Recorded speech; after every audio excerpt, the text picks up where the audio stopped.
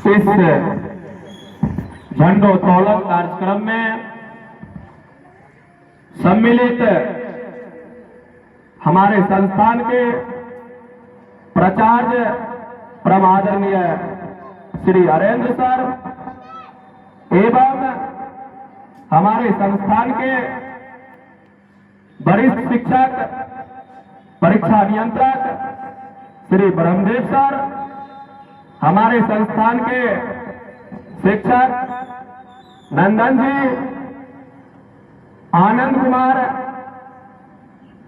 एवं इस संस्थान में बच्चों को पढ़ाने में महत्वपूर्ण भूमिका भी निभाने का काम करती है रूना कुमारी, प्रीतम कुमारी, यहां उपस्थित हमारे मित्र मनीष बाबू, हमारे सहयोगी अमर जी, हमारे परम मित्र कपूरी जी, हमारे बड़े भाई भूषण भाई जी, हमारे अभिभावक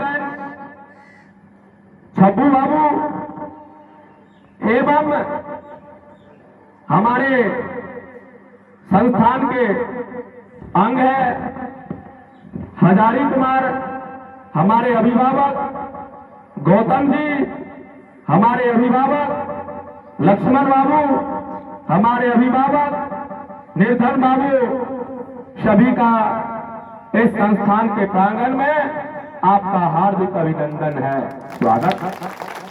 जैसा कि हम सभी जानते हैं कि हमारा देश 200 वर्षों तक अंग्रेजों के गुलामी की जंजीरें में जकड़ी हुई थी। 200 वर्षों के कष्ट झेलने के बाद हमारे देश 15 अगस्त 1947 को आजादी मिली थी। इस आजादी की लड़ाई में कितनी माताओं की कोख सुनी हो गई, कितनी बहनों की मांग गुजर गई, कितने भाई बहन बिछुड़ गए, कितने मां पुत्र बिछड़ गए, कितने परिवार उजड़ गए। उसके परिणाम स्वरूप हमारा देश 15 अगस्त 1947 को आजाद हुआ। 1857 की क्रांति से लेकर 1947 तक की क्रांति के परिणाम स्वरूप हमारा देश आजाद हुआ है। बच्चों, सबसे पहले अंग्रेज हमारे देश आए थे व्यापार करने के लिए। व्यापार करते करते अंग्रेज को यह पता नहीं थी कि हम एक दिन भारत पे अपना अधिकार जमा लेंगे, भारत पे अपना कब्जा जमा लेंगे। लेकिन किस तरह से आपस में लड़ाई झगड़ा करवा करके, दंगा फसाद करवा करके वह देश को अपने शासन में, अंग्रेज का नीति था फूट डालो शासन करो।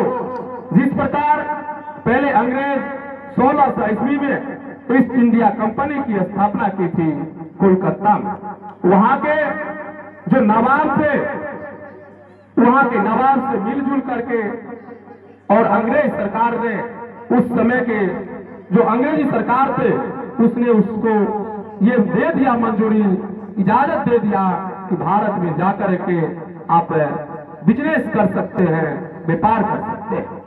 यहाँ पे आने के बावजूद बंगाल के नवाब, यहाँ अंग्रेज ये सोच रहा था, धीरे धीरे अंग्रेज ऐसा कर भी लिया, अपने मनमोजी के लोगों को राज का नवाब बनाते रहते था।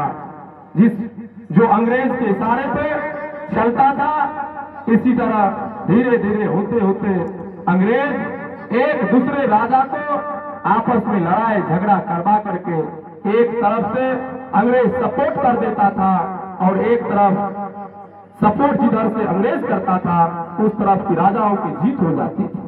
तो जिस तरह से दूसरे राज्य को एक राजा के द्वारा हड़प लिया जाता था, वहां के अब जो नया राजा बनेगा वह अंग्रेज के मुताबिक के लोग बनेगा, अंग्रेज के हिसाब से लोग बनेगा, अंग्रेज जिस व्यक्ति को चाहेगा वही वहां का राजा बनेगा।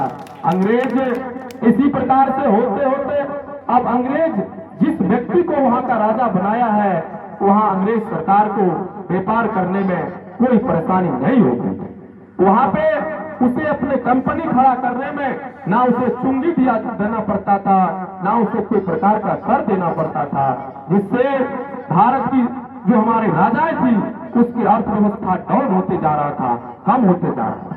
अगर अंग्रेज सरकार के विरुद्ध अगर जो राजा अपनी बात को रखता था, जो उसके विरुद्ध में आ जाता था, उसे अंग्रेज जो सरकार था वहां ब्रिटेन से भी यहाँ कंपनी को मदद मिलता था, जिसके बदौलत यहाँ हमारे सरकार यहाँ की जो स्थिति थी राजाओं की हार होने के बाद दिन प्रतिदिन ये प्रक्रिया चलती रही।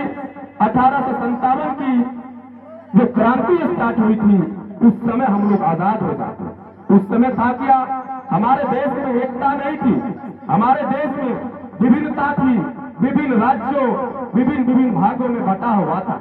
जिस तरह से अभी भारत एक राज्य है उसी प्रकार से भारत में बहुत सारा राजाएं होते थे, राज्य छोटा राज्य में बंटवारा किया हुआ था। हमारे देश में अगर एकता रहती तो हम लोग 1857 में आजादी प्राप्त कर लेते और 57 में ही आजाद हो जाते। 57 की आजादी को अंग्रेज सरकार ने दबा तो दिया। उसके बाद ये प्रक्रिया चलती रही, बहुत सारे लोग हमारे मारे गए।